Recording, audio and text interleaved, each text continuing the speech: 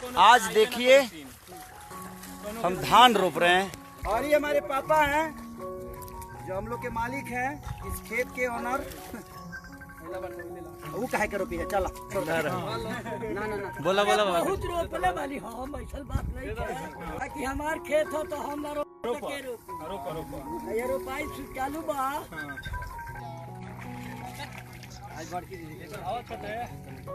अच्छा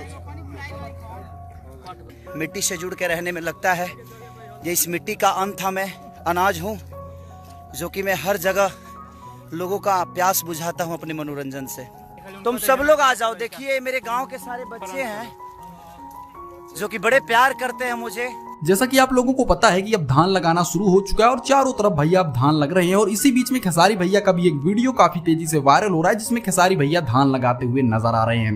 दोस्तों ये देखकर बहुत ज्यादा खुशी मिलती है कि एक टाइम ऐसा भी था कि जब खेसारी भैया आम इंसानों की तरह इसी तरह से खेतों में धान वगैरह लगाया करते थे।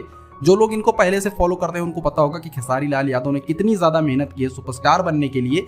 लेकिन जब आप एक सुपरस्टार बनने के बावजूद भी अपने पुराने दिनों को नहीं भूलते हैं तो बहुत आगे जाने के चांसेस होते हैं आपके।